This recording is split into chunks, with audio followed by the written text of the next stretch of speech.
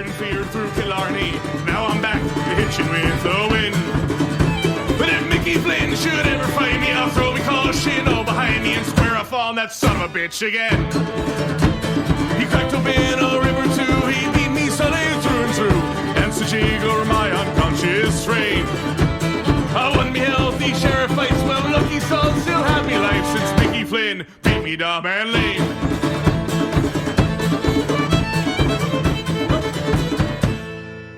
What is up, everybody? Welcome to another episode of the Chasing the Pennant podcast here on the Always Next Year podcast network. I'm your host, Rob, joined tonight by Andrew. Andrew, how's it going? Going very well. Very excited to finally get back at on a podcast here. I feel like it's been a little while for us, but with the end of the season and everything, kind of closed it well. And now we finally have some fun topics to talk about today, and especially which we'll get into later, and the GM stuff. Yeah, it's been a little bit. That's right. A few of us have been caught up with work and school and things of that sort. So glad to be able to finally get one in here. And with the big news, the Klentak, I guess, not exactly firing, but moving him to another position within the team. It's certainly time for a show, so it'll be a good one here tonight. Joined also tonight by Borek. How you doing, Borek? Doing well. Been busy following the NHL and MLB combined with a lot of stuff going on, but it's been fun. This time of year has been more active and more actively fun than usual with all this going on.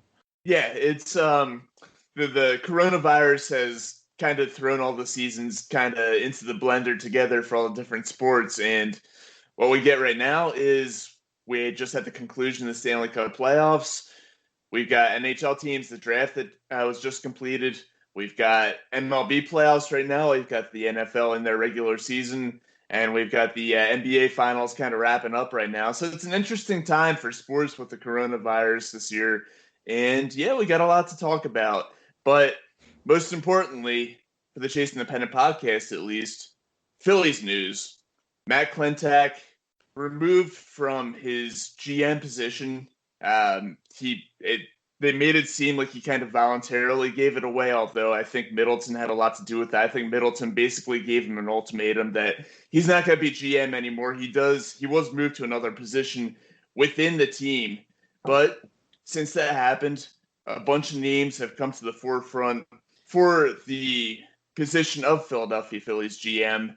And out of the names that you guys have seen, and Borek, we'll start with you this time. Out of the names that you've seen in the rumor mill, which names kind of draw your attention the most?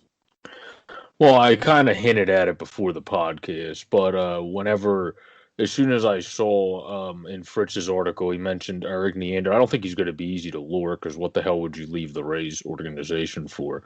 But other guys have because they got a better opportunity. The question is, you got to be able to convince somebody you're going to be behind them and not make quotes that do not become to the full effect of their quote.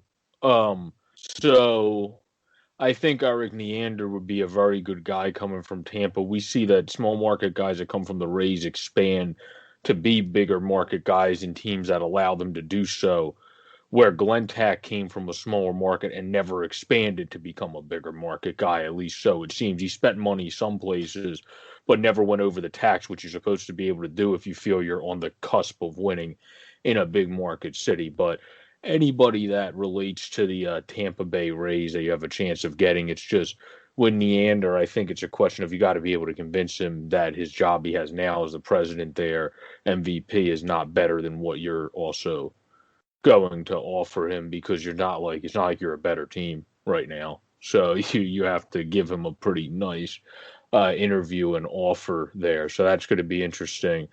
What happens. Another one is the A's guy, because, again, Rays and A's are two teams to look at to tend to get people that run their organizations. Well, I did not mean to rhyme that, but it just happened.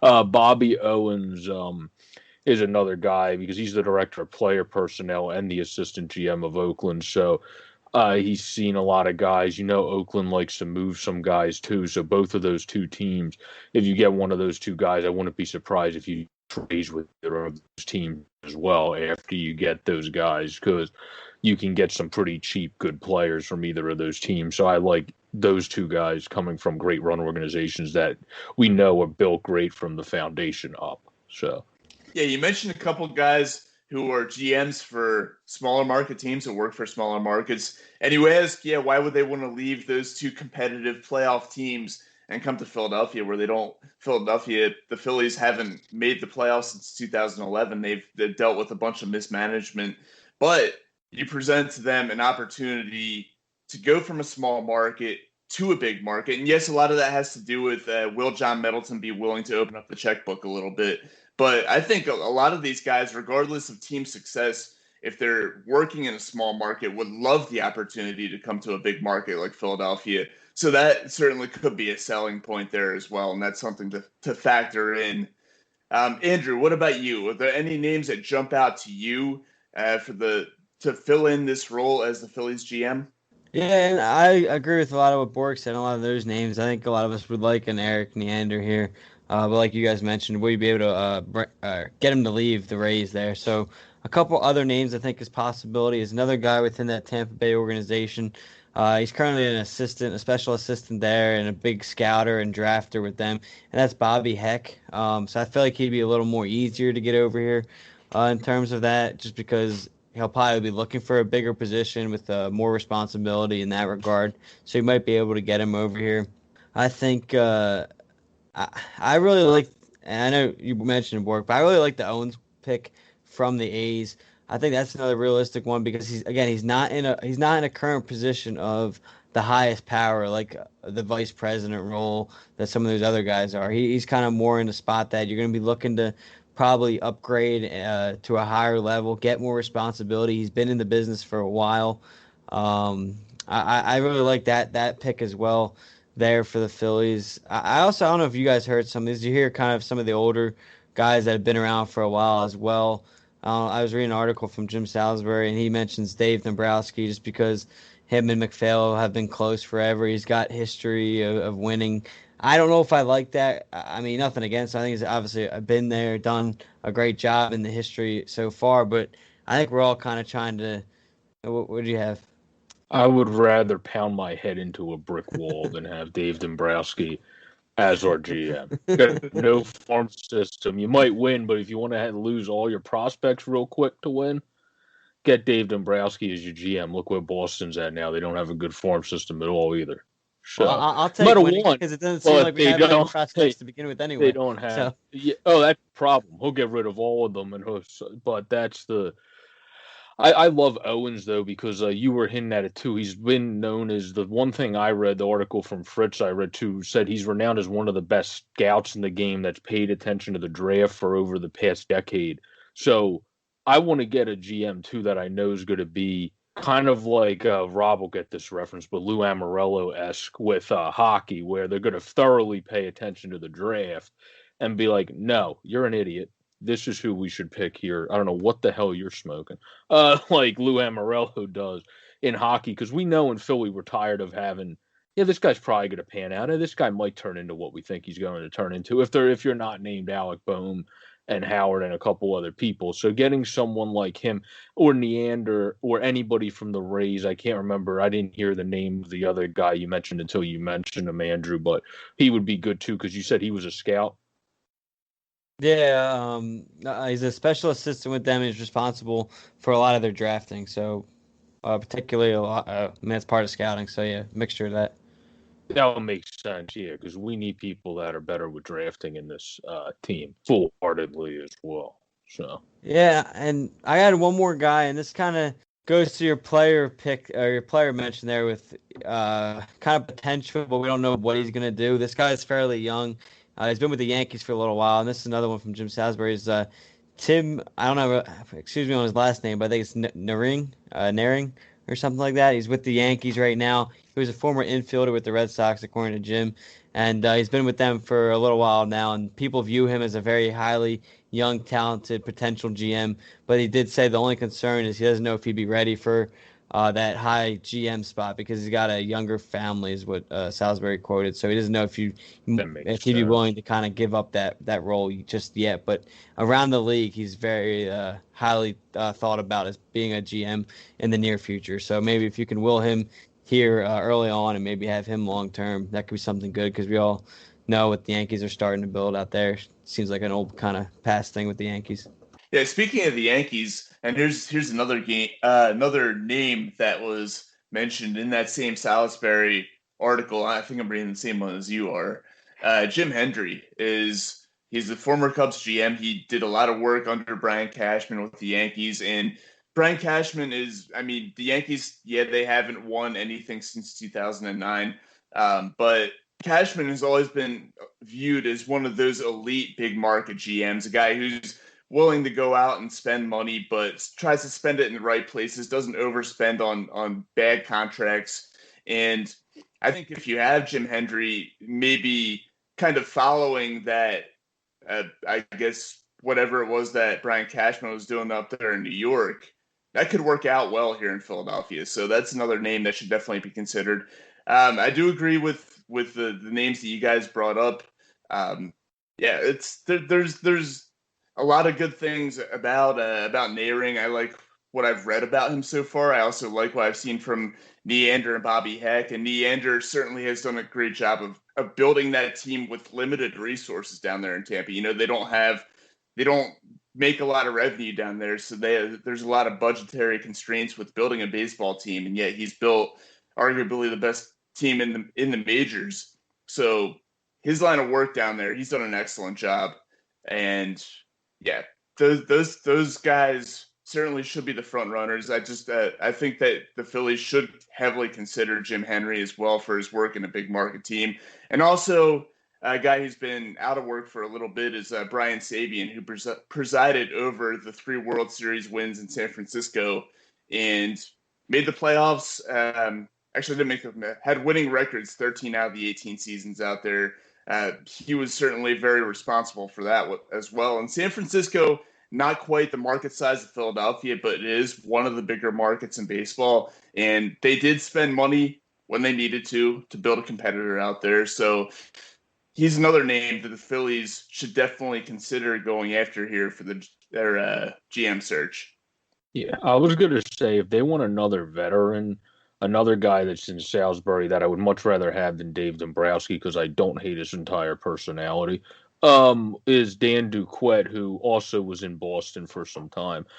He was a guy that helped with Montreal, Boston, and Baltimore, so that's a good blend of different market sizes too. So he's a guy that has experience in different markets and is an experienced pick. He's a guy, and another guy is J.P. Riccardi. I think it's that, or Ricciardi, however you say his name, because he's been with the A's, Mets, Giants, and Blue Jays, a great mix of markets again, and has included scouting, player development, and analytical jobs in his career. So you can kind of kill 3 birds in one stone with him and get somebody that can kind of cover different facets and help grow different parts of the organization we know still need to butt into the place that other organizations are at now. It's going to be a hard pass for me on Ricciardi. Literally the last thing that I read about him in doing my research is that Blue Jays fans were booing him and calling for his firing in Doc Holliday's last start with the team in 2009 because of Ricciardi's refusal, or maybe not refusal, but willingness to get rid of the greatest pitcher in team history. So if you have a guy like Ricciardi, who's so willing to part ways with such a key player and such a great player, what would he do in Philadelphia in a situation similar to what we have with JT right now? Or what would he do if he was here and, we had the situation with Didi? Would he do what's best for the team and bring them back? Or would he look more on the financial side of things and be kind of tight-fisted and try to trade them away or just not re-sign them? So that's true. Yeah, that's why I'm. It's also perspective though, because it's not like Toronto was set in stone to be competing for years on end. If they kept Doc, they did have holes on that team around Roy Halladay, so he would have had to get his team really getting some assets out there because during the end of Doc's reign, they weren't the most peachy keen. You had Boston and the Yankees kind of at the top there, with the Rays having their mixed in years of success. So, not Rays, the Orioles, I mean, having their But mixed in years of success. So, I would say that would have been on him though for not getting anyone with Holiday. Like he's in that spot to add pieces around. So, but so that they would have just been on never him been for that. never building guys around him and finally just giving up or not giving up on him, but moving on from Holiday. So I'm kind of with Rob on that one. I Now, think it that's was his only general manager gig, though. So, we have to remember, usually you do better your second go around than your first. And he was been an executive of all these other teams. The only team he was a GM of was Toronto. I'm not saying he's my favorite. I'm just saying I don't think the guy's a dead awful GM. I think it was just his first instance. Toronto, by no stretch, is the easiest place to GM in because they don't have any money. They're the only team in Canada. So you have all the focus on you. So you kind of have to figure out a way where their new regiment has figured out a way by being one of the best at drafting. So Well, they bring in a hell of a lot more revenue up there in Toronto than they do down in Tampa, where Eric Neander has built his resume of success down there. So I mean, yeah, I think some minor it teams bring in the same revenue as Tampa.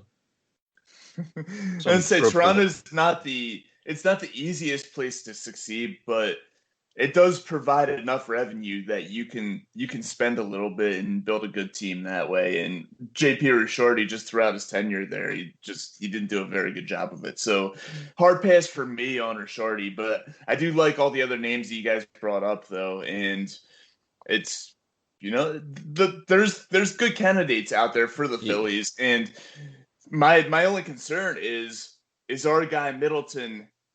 Is he actually going to make the right move? Is he actually going to Exactly. be willing to go after a GM who will open up the checkbook, who will pursue the big name free agents and maybe not spend stupid money, but spend a lot of money where it's necessary. You don't want to. You don't Necessary. want. I think Matt Klentak went out and he spent, I'll say, stupid money. I didn't.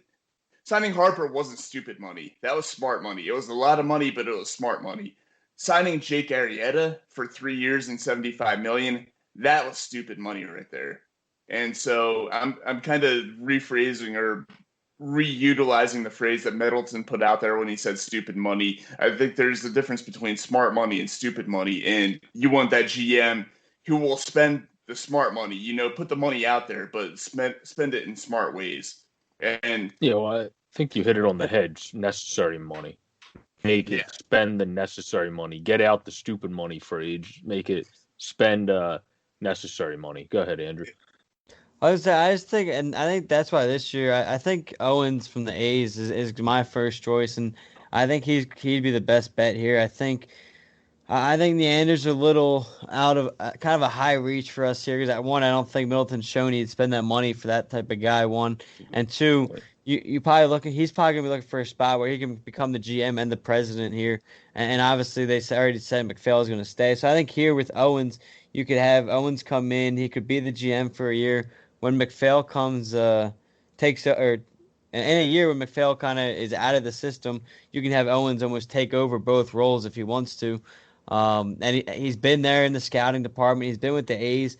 He's built a great team with not as much money, and I feel like he'd be a really good fit here with Middleton and everything, and he'd be able to finally have enough a better financial situation where it might not be as much as we want to spend, but it's still gonna be more what he had to deal with. So I feel like an extra spot there, including the way he's proven himself in drafts and stuff, I think he'd be my favorite or best pick here. Overall, top to down. So I think out of the names we mentioned, I think I'd probably lean Bobby Owens. Yeah. Well, the other reason to be a very good pick, I was sorry, but I was going to say is he'll make McPhail look even worse because of what you said, how much he spends smart money, and I do not want that guy as the president anymore. So let a guy come in that has a chance to be both and help us grow into the next generation of Phillies baseball. I do like that idea. I am with that. One guy before we moved on from GM, though, I did forget to ask you guys about that I had noted on my phone to ask you guys about is JJ Piccolo because he's from Cherry Hill and the vice president player personnel for Kansas City. I don't know if you guys have any thoughts on him. Just because it would be bringing a locale guy, I figured to bring him up back to the area to be the general manager. Once again, hard pass for me. I think that this whole local guy thing is kind of romanticized a little bit too much. And look where Kansas City is. I mean, yeah, they won the World Series 5 years ago, and they've gone completely into the dumpster since then. So, I mean, and but he's only the vice president of player personnel. He's not their GM or assistant GM there. So. Yeah, well, still not exactly a track record of success out there over the past few years. And he also spent money on Mike Franco. So it kind of says a little bit about him. I'll move Rob on this one because I think, again, kind of like he said, that people get carried away with, oh, he's from the area, let's bring him back. It'd be a cool story if he somehow wins here. And we could say, oh, we brought back someone and he was able to win with his hometown team or whatever. I mean, in certain cases, yeah, when you know they're going to be good. For example, if it was a Mike Trout or something like that, yeah, that'd be really cool. But to me at least, there's so many better options than him out there on the market. So, again, he could come in here and be a fantastic GM. But there are proven guys that have done better than him. So if you were to settle for a guy like that with the amount of names that are above him right now, I would be a little disappointed in that sense, or more than a little disappointed in that sense. That makes sense. I was just wondering because it's a locale area name. I wanted to bring it up and get your thoughts. I think it's pretty much obligatory, isn't it? To if there's a local name that's kind of swirling around, you've got to mention it at some point during the show. One of us does. Oh, absolutely. Absolutely. Yeah, like on the next Flyers hockey show, I'm definitely mentioning Johnny Gaudreau. Mention him and Bobby Ryan.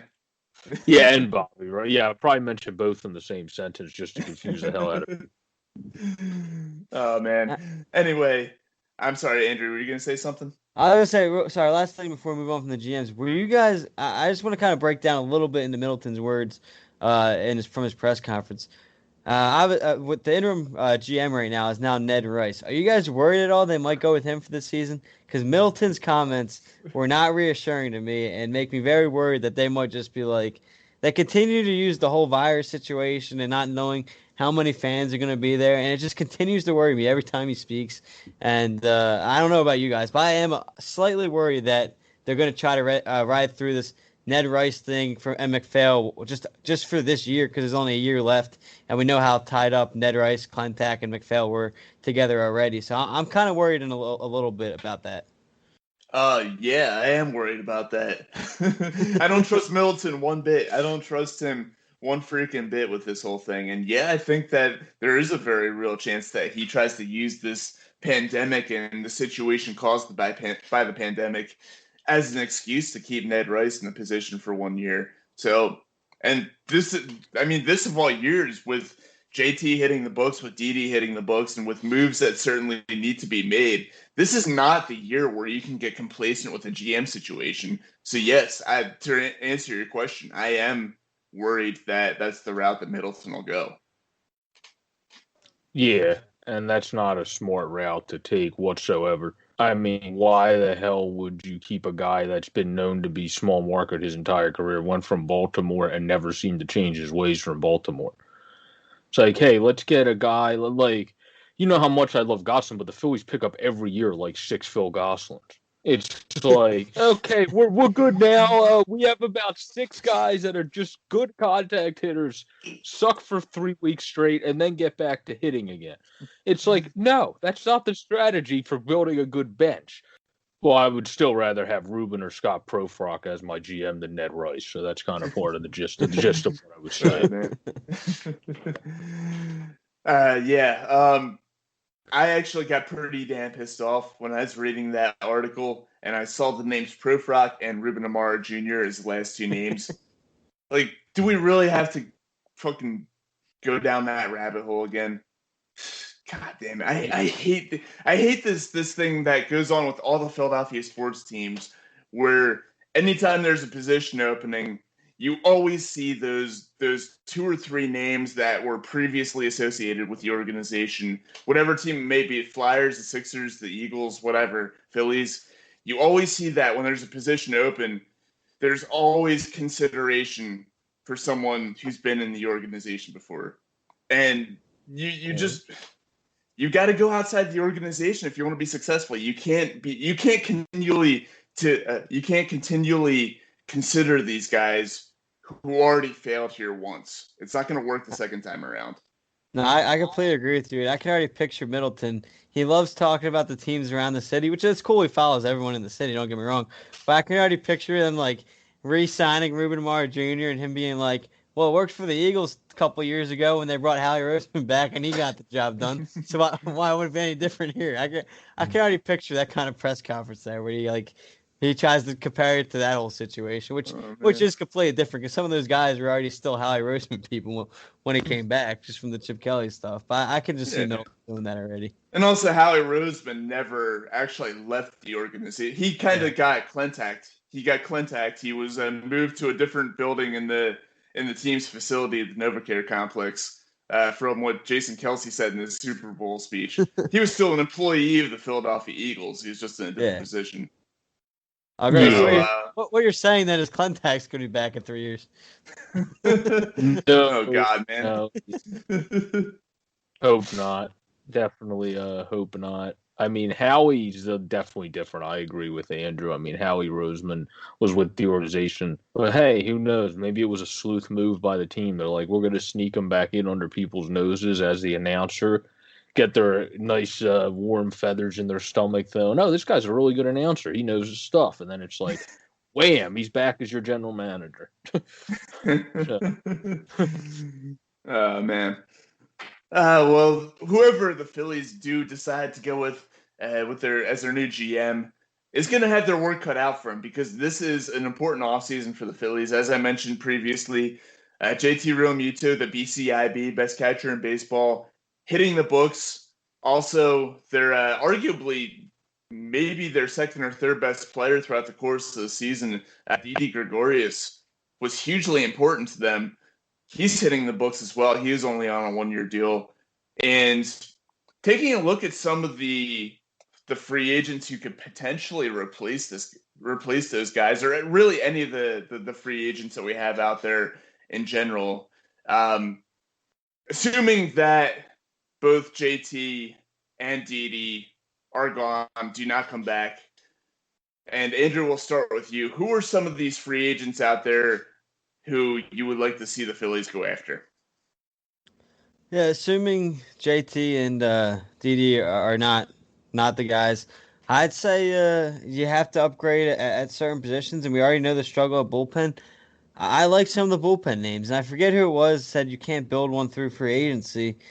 One, I disagree with that statement a little bit, and then two, you don't have to build it from free agency, but you can go out and sign a good closer and build from there and use some of the other guys to kind of build that bullpen. I really like Alex Colon from the White Sox, Blake Tryon from the Dodgers, and Liam Hendriks from the A's. I think those are three names here that would help out. I mean, anyone would help out the Phillies bullpen, but I think those three names would be really good for late inning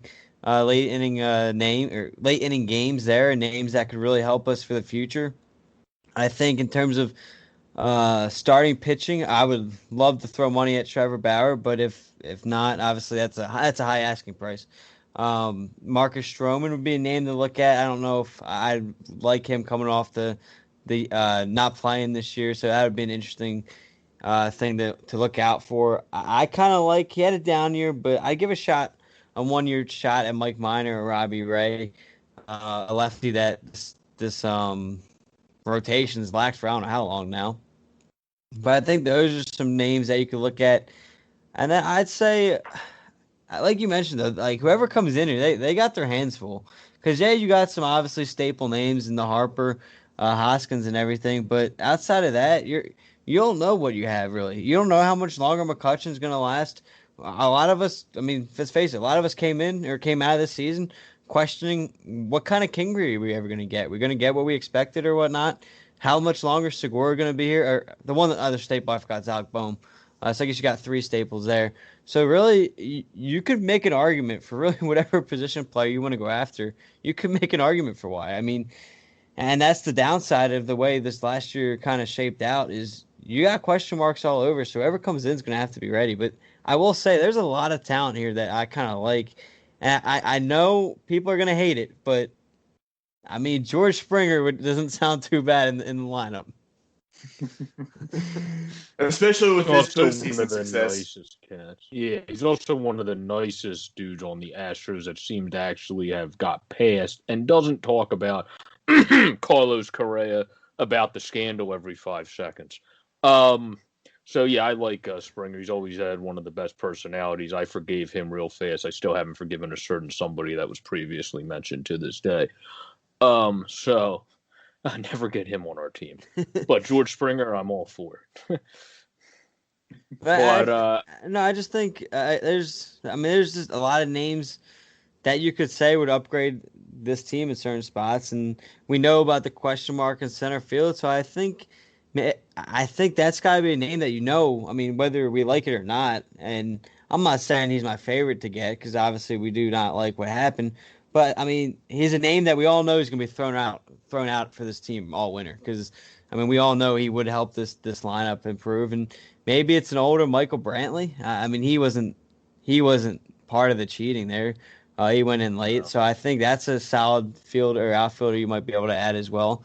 So I think there's options, and maybe if you want to go cheaper at short, you bring in Marcus Semien from the A's. So I think again, there's some names that I think he'll be cheaper than Gregorius. I would imagine. I don't know if you guys agree with that, but due to both of their years, I would think so. Yeah, DeGroy's had an up year. Simeon, other than now in the postseason series, had a down year.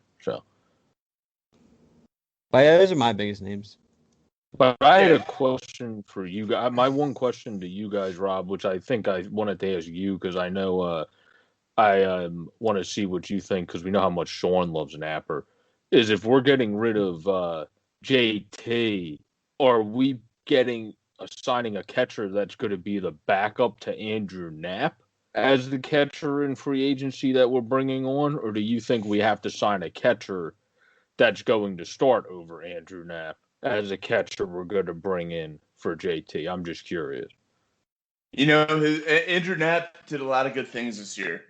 He played really, really well as the backup to JT. I still don't trust him based off of what we saw as a backup in a 60-game season. I think that he still needs to prove himself a little bit more to prove that he can be a starter for 162. So, and by the way, I just want to clarify the way I kind of phrased things earlier. I don't necessarily believe that JT will be gone. I'm holding out hope that the Phillies will be able to make a move and bring him back. So I'm still preparing myself for JT to be the guy behind the plate for the Phillies next season. But in the situation in which JT is not here, I think the Phillies do need to go after a starting caliber catcher and, prepare to have Andrew Knapp once again as the backup. I think that, like I said, saw a lot of good things from him this year, but you see a lot of good things from a lot of guys in an abbreviated season, especially if they're in a backup role. I mean, look at Phil Gosselin. So, Yeah, I would agree with that. Knapp did some good things as you mentioned, but to play a full 162, I don't think I trust him as a starter. But let me just say this: if you can't bring back JT, which I'm with you, Rob, I'm holding out hope. I am very nervous. Don't get me wrong, but I brought up the free agent catchers. There's not many names that I trust to be a starter. Honestly, and I'll read. I'm not gonna go through the whole list, but you're looking at a Mike Zunio maybe, Matt Wieters, Kurt Suzuki, Wilson Ramos. We've been down that road before. Harry Kratz, fan I think favorite. the biggest guy is McCann. Francisco Cervelli, Robinson, Chirinos, and I'll stop there. But there's no big time catchers, so you're really looking at if you can't bring back JT, Andrew Knapp might be better than those guys, honestly. Yeah, I don't think he's better tuning with James McCann. James McCann, though, the White Sox guy that made the All-Star game at the start of first half of last year, he's contributed to be a good 1B. So you figure if you can platoon with Knapp, that would probably be better than running him out there as a starter. So I think that's really what you're going to get, because if you get Chirinos or McCann or Suzuki, because the other two are also really old, in Suzuki and Chirinos, they're not going to be lugging big minutes for you. So you're going to need. That's why I think McCann works bigger, because if you need to force a guy to be a starter, he's probably the guy other than Austin Romine that you could force to be a starter if you had to force to be a starter, because they don't have as much on their legs overall. But to my point, that doesn't sound good as forced to be a starter. That doesn't make me sound too excited. No, that's why I think you need to have hope Knapp still does pretty well, because I think you're going to have, like a lot of teams tend to have nowadays, that don't have one of the better catchers, kind of a platoon. I mean, we even say with the Yankees, Higgy or whatever his name is, platoons with Sanchez now. So all good teams even have platoons. The A's have platooning catching. So the Dodgers even have platooning catching. Smith doesn't always catch because of how good Barnes is at fielding. So, I mean, if we don't get rid of JT, I think you're looking at more of a, or if we do get rid of JT and don't keep him, you're looking at more of a platoon role. But shortstop, I think you hit the nail on the head. That should be Marcus Semien if you're not keeping Diddy. And the only other guy I really see you going after if you're not keeping Diddy, because he's also probably going to be not. He's going to be a little bit more. Do you want to pay him? But Simmons is a pretty good shortstop if you want to get him. And as a cheap option, you could go after Jose Iglesias, who I've always liked as a guy to take a chance on because you know he can field. And some years you do get a 268 and up average out of him, which makes him a very productive player. So, Yeah, well, right, I did. Okay, go ahead, bro. Sorry. Sorry, I have one idea I want to throw by you guys. If we don't bring Didi back, what would you guys think of the possibility of moving Segura back to short and going after DJ LeMahieu? It's actually, I was about to say that's another possibility of Segura going back to short. I would honestly like that. I know a lot of people got on Segura. I'm a Gene Segura fan. I believe in him. I would be okay with moving him back to short, and especially if you're gonna add DJ LeMahieu, I'd be completely okay with that. But I would be completely open to that, and I think that would honestly. I mean, I like Gregorius, but I think that would be better than bringing back Gregorius, honestly. I agree. You're getting a batting champion. You're bringing in a batting champion. That's definitely better than bringing in anyone else you can bring in for power purposes, though, at second, if we're going to do that and get versatile guy. Scope and Profar are two names that I had on my list potentially, too. More so Jonathan Scope, since the Phillies seem to be rumored to get him every time he wasn't trade rumors. And anytime they had a chance to get him, they just never did. So, maybe the about seventh time that they're rumored to do something would be the charm instead of the third time. So, Yeah. Hey, don't sleep on LeMahieu's power though. I mean, that 364 average makes it seem like he's a contact guy. He also hit 10 homers in 60 good games. Point. Yeah, I mean, he averaged a homer every 19 and a half at bats. Just picture that at the top of the order, DJ leading off, getting on in 364, and then Hoskins. I know his average wasn't always the best, but his on base percentage in the 400. So I mean, you have two guys there, and then you have Harper cleaning up there, and not at the cleanup spot, but just cleaning those two guys, hitting them in, and then possibly whoever's at fourth at the time. If you bring back JT, I mean, obviously great things there. But I mean, that's just. I mean, listen, I like Gregorius, but that sounds a lot better.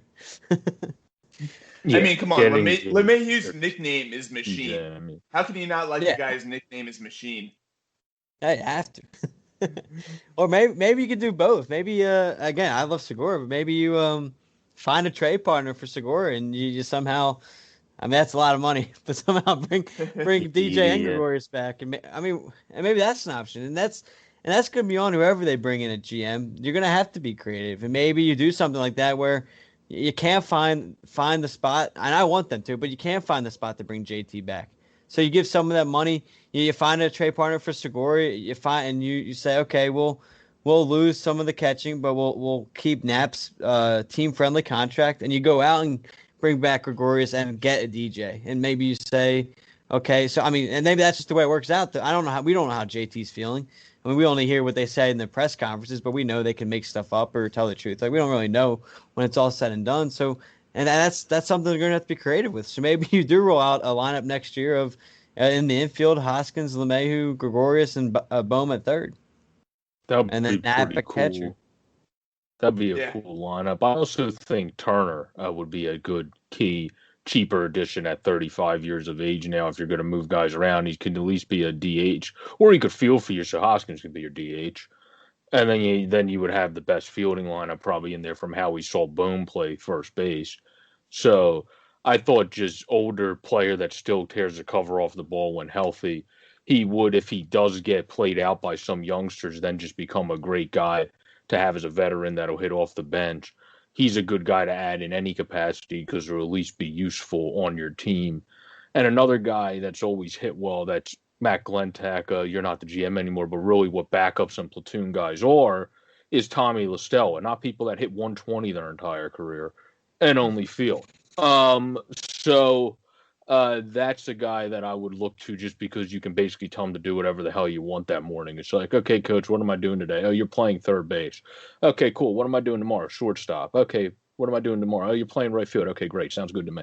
So I think that would fit in as a good role guy to bring in, and you can kind of do what you want with them, like a very good overall hitter too. That's going to help our guys spread it around the field, like the Hazleys of the world too. You want to bring in some guys that are going to help our all-around hitters to continue to stay as all-around hitters and not poison them with some of this stuff that we see some of our other hitters doing to mess up their swings at times. Yeah, certainly a lot to be considered there. And the most pressing issue, obviously, for the Phillies team, the bullpen. Worst bullpen in pretty much ever this past season. Really the biggest reason why they missed the playoffs. That if they had a decent bullpen, they probably would have made the playoffs, maybe even contender for the NL East title. So, guys, and Borek, I'll start with you this time. Any names in mind to shore up that treacherous bullpen situation that the Phillies have?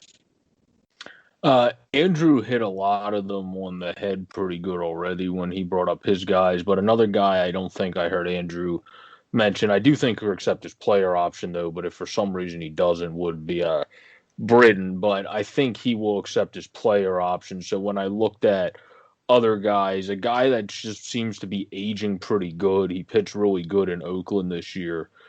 I would say for a 1-year deal, nothing more. You could get Joakim Soria, who's pretty good, still out there, has experience, has pitched pretty well.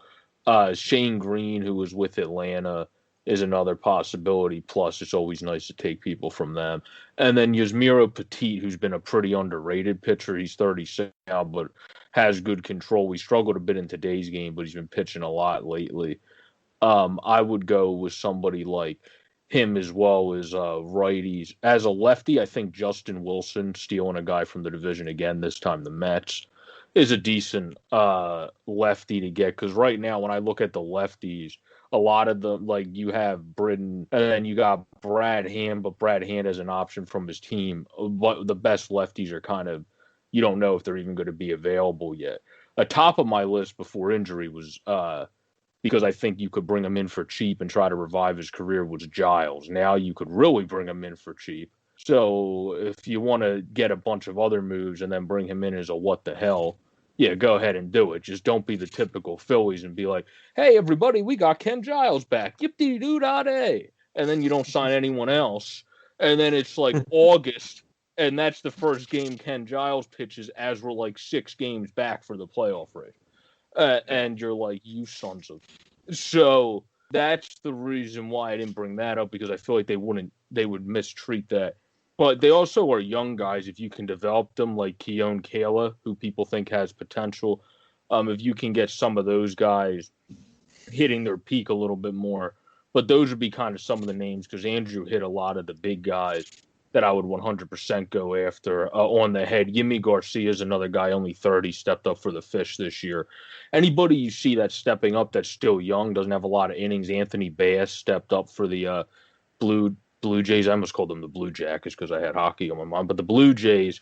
So anybody like that you think can keep progressing with less innings, go for them too, because you want to get the less chance of injuries. We've seen too many injuries in our bullpen recently too. Yeah, Keone Kayla was one of the names I was going to bring up as well. You mentioned Brad Hand. I personally would pass on him. I think that he would command a little bit too much money. And as we saw in the playoff series against the Yankees and also previous times in his career, he's not exactly the most reliable guy in clutch situations. You know, big games where they absolutely need to win. And he's come up, he's been put in those situations a few times throughout his career, and at least from what I've seen, he has a tendency to kind of crumble there. We saw him blow that game against the Yankees, in which the Indians got eliminated, and he's had a few other instances like that throughout the course of his career. So I would personally take a pass on Brad Hand, but I do like some of the other names you brought up there. Andrew, what about you? Do you have any guys who you think could shore up the Phillies bullpen? I would say real quick, not only to shore it up, but Borek, you mentioned the lefties. I didn't realize he was a free agent until I started looking at these lists. I think you gotta find a way. I don't know what kind of contract he's gonna want, but bring back Jose Alvarez. I think he was. I mean, he's been fairly good with us since bringing him in. I didn't realize he was a free agent until I was reading these. But I think you got to find a way to bring him back. And I do like some of the other lefties you mentioned, but I think what Alvarez has done with us deserves a contract extension. The man sacrificed a family jewel for the team. I'd have to say, especially with what happened to him at the end. But no, I think another one, I don't know if it's a player option, so we'll see what happens if they buy out or not, but I don't think he will with his age and the money they got. I think he opted out maybe this year, but Dylan Betances, he's got history of being good. I think he opted out. Is that right? I believe he did, yes. So we didn't really get to see it too. Yeah. We didn't really get to see what he did this year, so I doubt he'd opt out anyway of the contract. But if he becomes available, maybe I take a look at him to see if you can get him at a decent deal. I definitely wouldn't pay for him with him being 33 and not knowing how that year off is going to hurt him. I mean, we've already seen them go down that road with Tommy Hunter, 6, 7 times by now? Of course, he's more than that. Of course, he's a free agent this year, too, so maybe we'll bring him back for another try. But I think another name I brought up at the trade deadline. He pitched very well this year.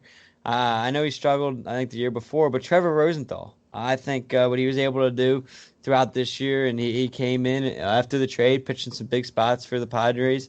I don't know if they'd let him walk, but he is a free agent, so we have a shot at him. I'd like to see the Phillies go after him. He's 31, so he should still have a couple years left. But I think outside of that, I think we touched most of the guys I look at. Yeah, those are all some pretty good names. I skipped one if we want to steal someone from our ex-manager. Because he's the new Jorge Lopez of baseball now, which is Tony Watson. Just one of the more reliable lefties in baseball. So if you want to get somebody, now hopefully he doesn't turn into David Phelps, who goes from being one of the more reliable righties in baseball to being a piece of junk when he got into our bullpen all of a sudden. But that's what Watson's been as a lefty. So I would like to potentially have someone I can be a security blanket feeling with, which is what I'm still going to go into with Phelps next year, because I personally think we might have a new bullpen coach, hopefully, and we'll be able to build into next year and get our bullpen going. I don't think we should keep the same coach either, personally. Yeah, bullpen coach probably needs a changing after this past season. It was not a very good one, to say the least. Some of the names I've gone through a little bit. Luis Avalon, they need a lefty. He's had a track record of success throughout his career. He pitched pretty well in limited action with the Yankees this season. So I think that he could be a guy that they look at for the lefty spot.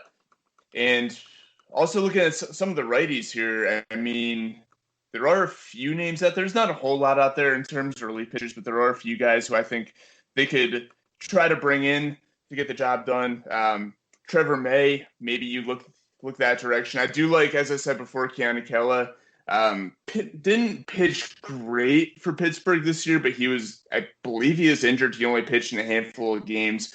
He's got a good track record of success throughout his career. So he's certainly a guy who they should definitely at least do their due diligence on and see what he would be commanding. I'm always one of those people I'm pretty much opposed to bringing back former athletes for a second go round, although I would not be opposed to giving Ken Giles a second shot here. Yeah, he doesn't have the velocity that he had before, but he's only 30 years old. So I think that there's, he's still got some prime years left in him, and I think that he could be an effective guy. Chris Davinsky, I think, is another guy that they could take a look at. He's only 30 as well. So I'm not exactly, I would need to look at his stat line, but he's certainly another route that they could go. Checking that right now. Yeah, he's got a 3.35 career ERA in 225 games. He only pitched in 4 games this season. He had a sky high 14.73 ERA with Houston, but injuries played a role in that. So, and this is a guy who has pitched in playoffs before. He's won a World Series. He was an All-Star. So I think that he's a guy who the Phillies should definitely take a look at if they want to go after a guy who has postseason experience and has pitched in big situations before. So yeah, there's a few names out there that they could look at to shore up that bullpen. And to be quite honest, I think a lot of these guys will be much better than what they put out there this past season. Getting Fernando Rodney would be much better than we put out there this past season. The dude's about 45 years old. Oh, so yeah. Hey, I think like whatever 65-year-old Jose Mesa would have been better. Yeah, that could have worked too. Same with Antonio Alfonseca, extra fingers in his 50s or whatever he is right now. But May's a good pool too. I completely forgot he's a free agent, former organizational player in the Ben Revere trade. So that would be a decent guy to try to get back and fix your former mistake. And he pitched to a 3.86 ERA in 24 games while pitching for a team that plays in a relative hitter's park up there in Minnesota. So, that might work out pretty well for him. True. Yeah. Just imagine if we had him, though, instead of having Ben Revere, who we never – like, I like Ben Revere as a person, don't get me wrong. He was just never the player we fully needed, and we needed relief pitching for all these years. Trevor May's been one of the more consistent relievers for the past 5 years. So that didn't work out as well for us as we hoped. I ever tell you guys the story of I ever tell you guys the story of being at the game where Ben Revere hit his first career home run? I think I don't remember a story. Like a good on story.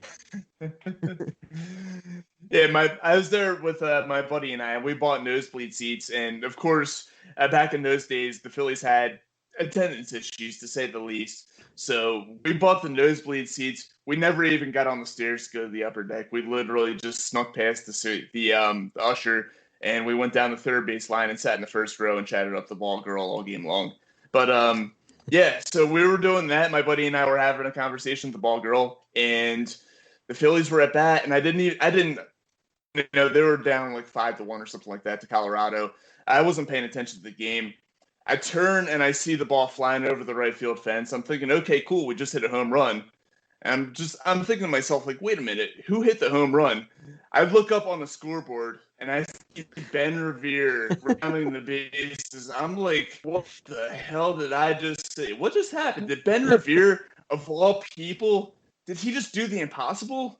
So that's my story of being at that landmark moment of Ben Revere hitting his first career home run in whatever, like a million at bats or whatever it was.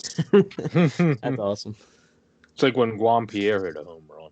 It's like, oh my God. Yep. Pretty much. All right, well, you guys have anything else that you want to throw in here before we end this episode? Well, I think we touched on a lot of good relievers there, and hopefully we're able to get one or two of them. And hopefully John Middleton does the right thing, and we find a good GM here to help us out and save this offseason and save what we have left of Bryce Harper. Yeah, we want to make Bryce happy, that's for certain, because if we don't, I kind of doubt that he lasts the whole entirety of his contract. Borek, you got anything else you want to throw in?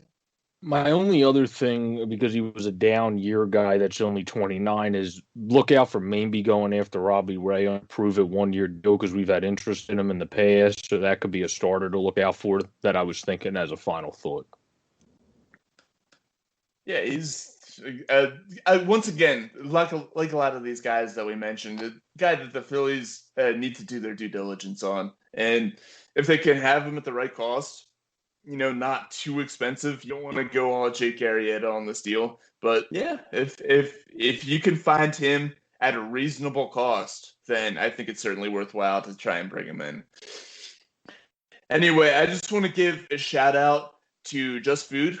If you're, doing whatever you're doing, paying attention to the Phillies with their GM search, or out there, you're watching football, or you're whatever reason you're looking for something to eat, Just Food is the way to go. You can reach them by phone at 215-794-3663. It's 215-794-FOOD. They have a store located in Buckingham Green in Buckingham, Pennsylvania. Excellent selection of food. Never anything disappointing on that menu. Everything tastes excellent. I love going there personally.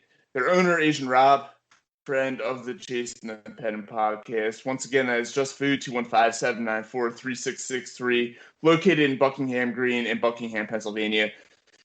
Also want to give a shout out to the Jackdaws. They're the band that is responsible for our intro and outro music. Celtic rock, really good stuff. I love listening to them personally.